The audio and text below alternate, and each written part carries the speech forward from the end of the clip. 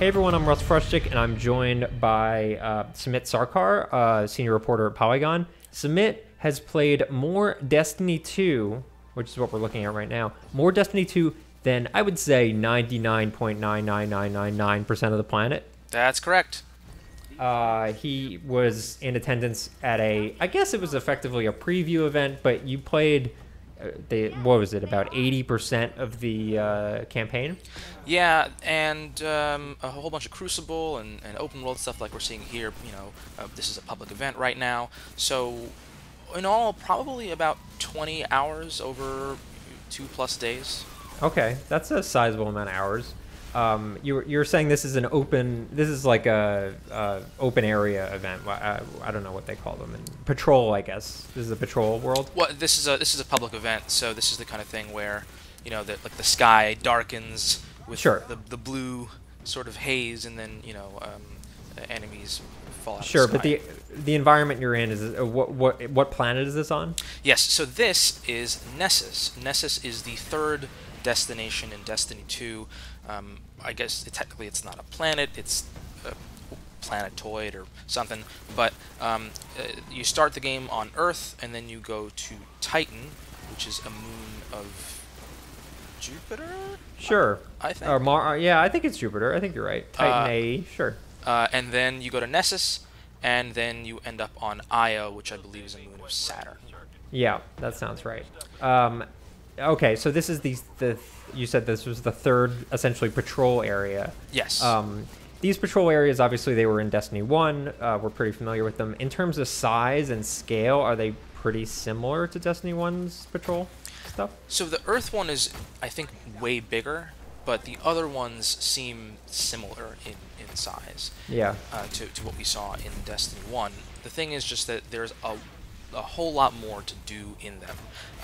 You will be doing this similar kinds of activities like public events, but they're a bigger. For example, public events are a bigger deal now, and there are new kinds of activities available that you may have seen in some other videos. Lost sectors and adventures are sort of two of the main ones. How do those play out?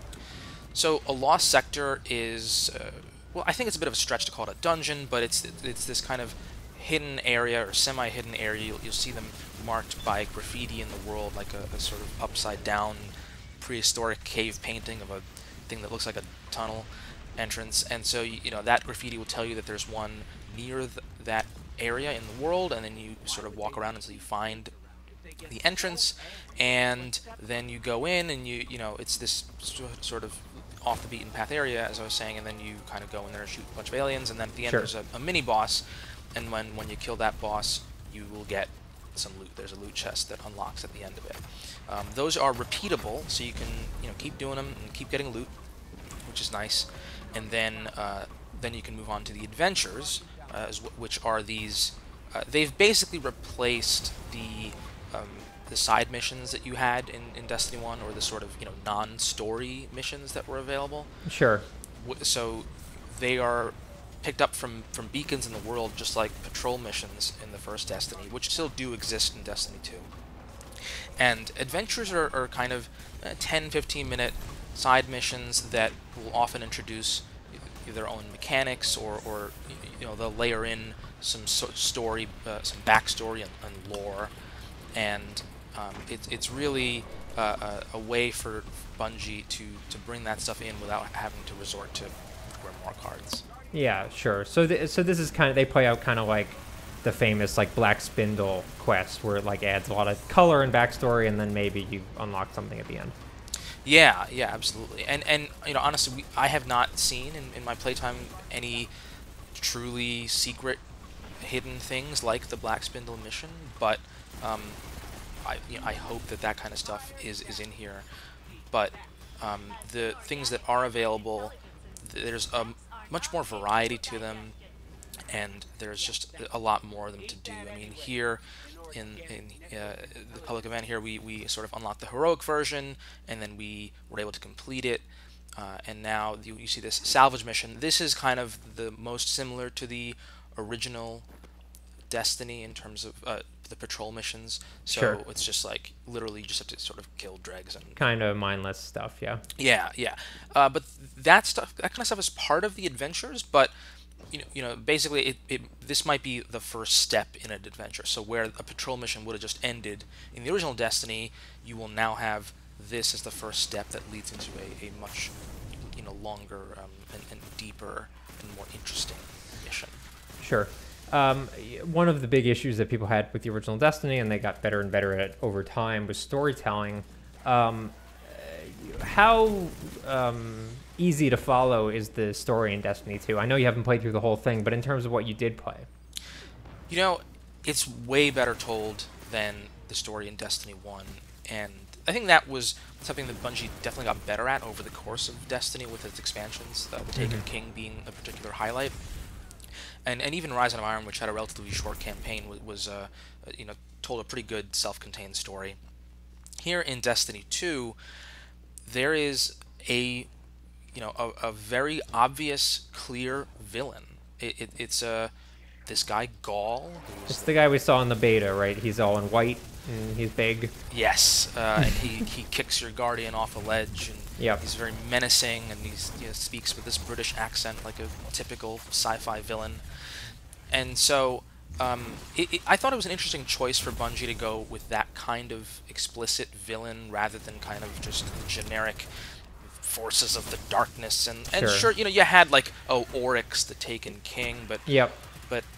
these were kind of just these far off figures that you never really interacted with in any sense. And in Destiny 2, Gaul is a character that you see in cutscenes, and Bungie goes a long way in trying to introduce motivations for him and sort of explain his backstory and how he got to the point where he is leading an assault, an invasion on Earth. Sure. And it is all pretty, I would say, sci-fi tropey kind of stuff. And so, if you're looking for something that is one of the best stories in video games, then you might want to look elsewhere. But it's competently told, and I think they do a good job, Bungie's writers, of making Gaul out to be someone who is, who you can understand his motivations, right? Like Sure. Any good villain is never the bad guy in their own story, and that's definitely the case with Gaul in Destiny 2. And in addition to the villain side, where you do have this clear antagonist that you are fighting against, and a clear kind of mission to save to take back Earth from this Cabal invasion, they do a really great job with your NPC allies, with the Vanguard, Commander Zavala for the Titans, and Cade 6 for the Hunters, and Ikora Rey for the Warlocks. And there are also some other characters that we meet here. Each planet or each destination has its own NPC sort of host character. So on Nessus, it's this character called Failsafe, who is an AI that was left behind, kind of a relic of the golden age of Destiny. There's this big crashed ship in Nessus called the Exodus Black, and Failsafe is the sort of AI on that ship, and she's like my favorite character in Destiny 2. This kind of split personality AI character who reminds me a lot of GLaDOS from Portal. So she kind of, she's very friendly and helpful, and then she has this other side where she's kind of taunting you and speaking very sarcastically. And so you actually go to this ship, and she's there, and you can interact with her in the world. In fact, you earn these tokens on Nessus and on every planet. Each planet has their own, and what you do is you turn them into the planet's NPC for rep, faction rep, basically. Sure. And so on Earth, there's this guy Devra McKay, who is this human. He's a kind of grizzled old British gentleman sniper dude who's hanging out in the steeple of this church. And on Titan, it is this sort of military commander named Sloane. She's sort of leading with Zavala on Titan the kind of efforts to try and fight back against the Hive that have infested that world. And then on Io, the character is this old guardian, this warlock named Asher Mir, who Ikora, kind of has a, a, a friendly but frustrating relationship with, and he's this guy who's a scientist, and he just wants to use you for research purposes, and that's another really good character as well. And so it's really it sounds like a small thing to have these NPCs in the world that you interact with, but they are also there for the adventures and story missions, as I was saying before. They are in your ear all the time, and they are speaking with you. They're providing dialogue and backstory and lore, and it just makes the world feel a lot more alive. Yeah, it does kind of feel like, in terms of the NPCs specifically, Bungie might have taken a few nods from Borderlands. Later Borderlands games especially have a lot of this, where you're constantly interacting and talking to and like seeing characters appear in missions, and it helps you kind of develop more of a bond to it. It also kind of, I was going to say, it also kind of seems like this game is a little bit funnier than previous Destiny stuff. Yeah, there's definitely a more lighthearted tone. You might say gallows humor because of the sort of existential threat that Gaul represents, and Failsafe especially is part of that. But Cade Six, who's voiced by Nathan Fillion, and is my favorite character in Destiny 1 because I'm a hunter, and he provides certainly a lot of humor.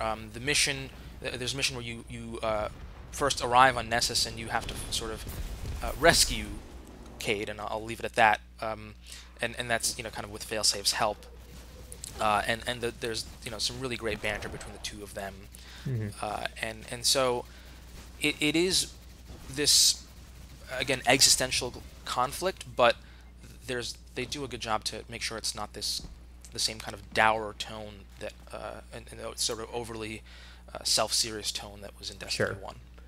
I wanted to talk a little bit about character customization. Obviously, that is a huge part of Destiny. People kind of identifying and like deciding how to build out their characters. I'll admit I was a little disappointed that the character classes and subclasses were the same, or mostly the same, as Destiny 1. Obviously, there are some new subclasses, but functionally, it seems like there's a lot of similarity. I was wondering if that's something you noticed, and whether it bothered you, or whether you felt that the new or variants of the subclasses was enough of a difference for you.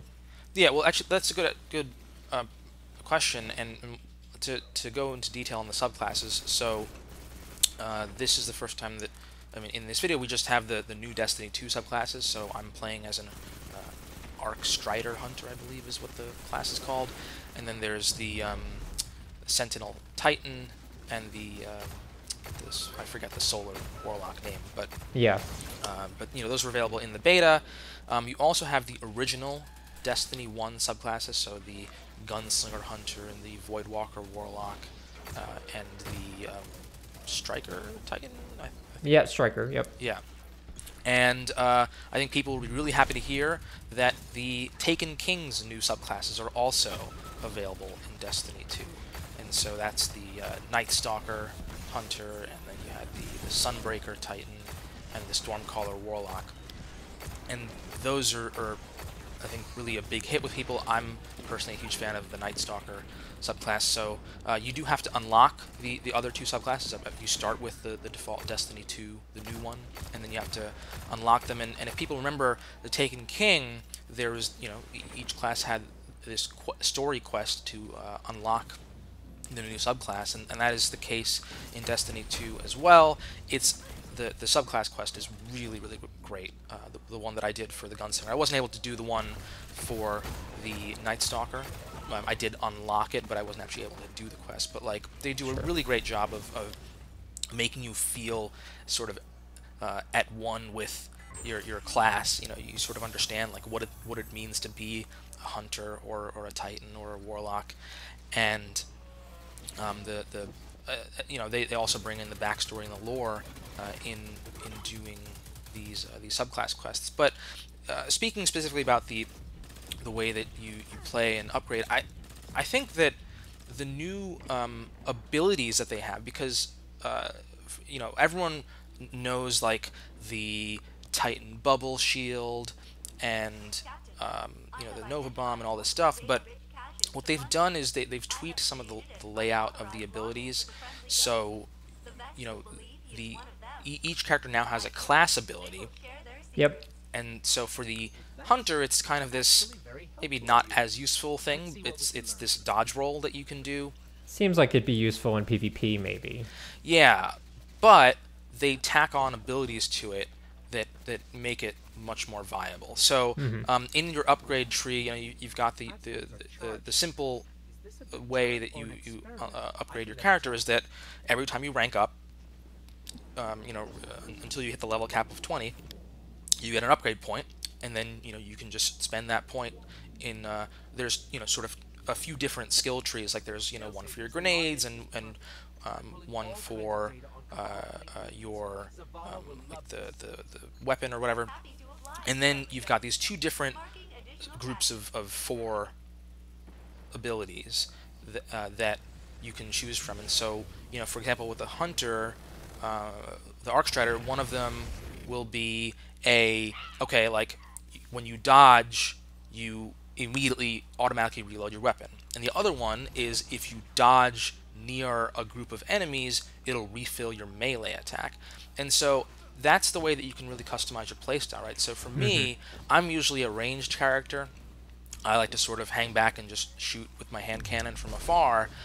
But I found that the Arc Strider melee is actually pretty viable in Destiny 2, more so than maybe the throwing knife in Destiny 1 for gunslingers. And so what I would do is actually get up close, melee a bunch of characters, and then refill that melee, and go right back to shooting. Sure, yeah. And so the class ability, the presence of them, and the options that you have in terms of choosing the one that fits your playstyle, I think makes a lot of sense, and is going to make people sort of think strategically about how they really play, and not just like whether they play as a hunter, warlock, or titan. Sure. Yeah. No, obviously, the classes are a big part of customization, but even more important maybe than the classes are guns and gear that you get as you progress through the game. Obviously, there's a ton, no question about that. Did you get the same? Destiny's obviously very known for having those insane like hooks on gear and like driving you to get more gear and really getting excited when you get certain gear. Did you feel that same level of excitement, and how does the gear sort of feel this time around? Yeah, I certainly did, in terms of feeling excited to whenever I got the chance of getting exotics or legendaries or what have you.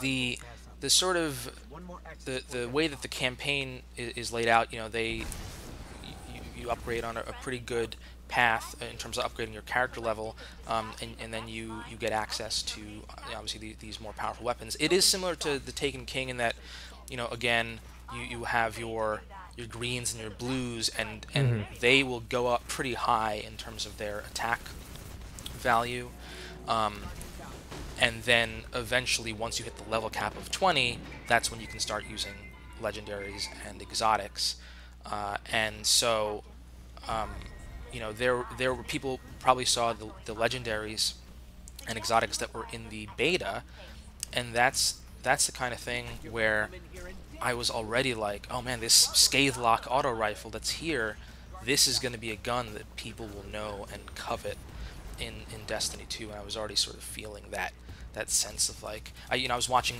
there were a whole bunch of other people at this event, and I was watching them play, and I was like, oh man, like that looked like a really awesome gun. Why don't I have that? Oh, it didn't drop for me. And so, the way that you upgrade your character is in large part tied to the kinds of things that we're doing in this video, where you have the open world events. So, as I was saying, you have those tokens on each planet that you earn and then turn in for rep. You fill up that faction rep meter pretty quickly, and so every time you turn in enough of the tokens to get rep to fill the meter all the way up to the top, you get a faction reward, and the faction reward is what's called a bright engram. That's new in Destiny 2. You have to take bright engrams to Tess Everest, not a normal Cryptarch. Tess Everest, if people remember, is the character who sold you microtransactions for silver and emotes and stuff like that in Destiny 1. And so the bright engram can turn into, awesome things like exotics, for example. And so I think if you do the public open world activities like this one, where if you saw in the video just now, I destroyed this kind of flying ship, and that triggered the heroic version of this public event. So that's another way that they're making the public events more interesting, and they're more interesting and they're more rewarding because you have more incentive to do them, because you can get these faction reps and get these bright engrams, which are going to give you pretty high level stuff. So are the exotics tied mostly to like loot drops, or do you get the impression they're doing what they did in Taken King, where exotics were tied to like individual quests? So as I was saying, I didn't see any of those specific exotic quests. I imagine those will be pretty well hidden, and Bungie was saying that after you get through the story campaign, which, like I was saying, I only finished about 80% of it, because that's all they let us play. After you finish the campaign, it unlocks a whole bunch of stuff. So, the one thing we don't really know at this point is the end game, and that's unfortunately, like, it's unfortunate in the sense of, people who might be on the fence about Destiny 2, because that is really the heart of how Destiny works. I mean, I think everyone would like to say that, back in Destiny 1, like, oh, the game really started once you got to level 20. And then, there was sort of the grind up to the light cap of 30.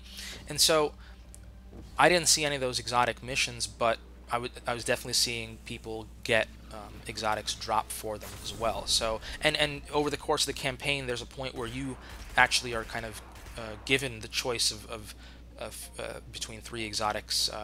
That happens both for weapons and armor. So, there's, I think they kind of tease you that way, but if I had to guess, it will be either one of those two methods. You'll have this sort of getting them through the secret missions, or you'll get them from drops. I don't know actually if Zor is in this game. I haven't heard anything about whether he is going to be on the I guess when when this video actually comes out, people might know more. We're recording this before launch. This is going to come out, I guess, day of launch. Is that correct? The day before. Day before. So probably people still won't know whether Zur is in there. I think he probably is in some capacity, I would imagine. Yeah, but I would hope that you're not sort of depending on the weekly batch of exotics that he's going to offer. And I also didn't see any strange coins in the game at all, so I'm not sure how Bungie is going to handle special vendors like that. But you do have when you're going around in your character screen, there are sort of in the place where it would show you glimmer and like legendary marks and that sort of thing. You still have glimmer, and then in addition to that, one of the things that it shows you is the number of legendary shards that you have, which you get from, of course, dismantling legendary and exotic weapons, and then bright dust. Bright dust is something that you get. You can get it in bright engrams or from dismantling the items that you get within them, and it seems like that is going to be sort of one of the new currencies that we have in Destiny 2, but I don't know about strange coins. Cool. I did want to ask, before we wrap up, what are your thoughts on PvP? Did you find it more approachable, less approachable? Did you like the smaller team sizes? What's your take? It really depends on the mode, honestly. I didn't like the 4v4 for control. I think that might just be a thing of getting used to it, but I thought that 6v6 control made for a more dynamic game, and there are still 3 control points that you have to A, B, and C. Sure. And so I think not having that larger team makes it a little harder to it doesn't. It makes it harder for you guys to obviously maintain control for any one team, but I think it's also there's less competition for the zones. There's less chance for the zones to change hands. It's less exciting to me. But one of the highlights from a mode that they haven't talked about yet is this new one called Survival, where you know, you've got Countdown, which is, you know, also the one of the new modes that people saw in the beta. But in Survival, which I believe is also 4v4, you start with 8 lives per team, and once you exhaust those 8 respawns, that's it. You can't respawn anymore. Sure. And then, so, you know, however many people are still alive on your team at that point, if any, that's who you have to try to you know, take out the other team. So it's kind of, I don't know if elimination is still in Destiny 2, but it seems like Survival could be the new Trials of Osiris mode. It has that same kind of intense feel to it, and that was probably the best thing I saw in the Crucible in Destiny 2. There's also the return of Supremacy, and then you know, sort of your clash and control, and then the countdown mode, which is kind of like the Counter-Strike defense thing. You know, a bombing, you know, setting a charge and blowing it up. And I did really like the map variety. There's I saw like maybe 6-ish maps, and that are set in different places, and you know, they certainly have areas for close quarters combat, as well as you know, your snipers and such. I'm still coming to grips with the big weapons change, because obviously in Destiny 1, everyone sort of ran around with a shotgun as their secondary or special weapon, and here weapons like shotguns and sniper rifles and fusion rifles are power weapons, which means that you only can use them when you have those power ammo drops, which are relatively scarce. Sure. And so it really makes a big difference when that ammo respawns for things like, you know, rocket launchers and grenade launchers as well. And I think the reason they did that, obviously, is that those weapons are kind of all one-hit kill weapons in the Crucible. Yeah. And so, you know, you don't want to have any one person having a kind of extended clip of that kind of ammo. But I was worried initially that Bungie made that change to balance Destiny 2 more for PvP than PvE, because I was kind of annoyed that I wouldn't be able to use my sniper rifle against strike bosses or whatever.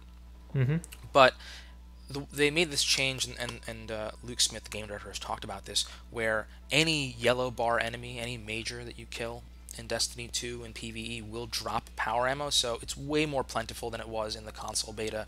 And, you know, thankfully I had no problems you know, using a sniper rifle to take down bosses. Cool. I think that's a pretty good overview. Obviously the game's not out yet, but will be out, I guess, in a day. And so our pre-review is going to go up by Samit right at launch, but obviously that will not be the final review, because there's so much that we haven't actually had a chance to play and won't be able to play until the servers go on, which is day of launch at, I think, 3 a.m., which is lovely. We really like to see that. But thank you so much, Samit, for kind of filling us in here. And I'm sure we'll be talking a lot more about Destiny 2 in the coming weeks, months, years. I don't know, 5 years, who knows? But thank you, Samit. Thanks for having me, and this is I'll see you on Destiny 2. Sounds good, and thank you all for watching.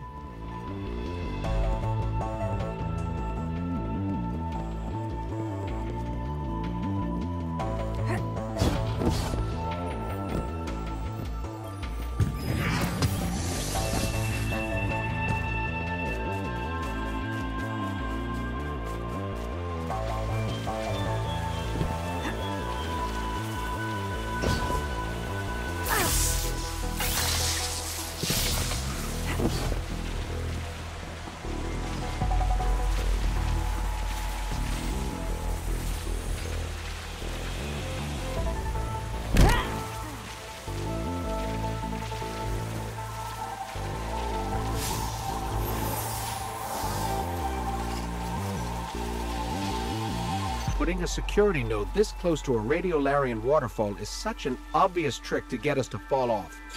Those Vex, always the clever architects.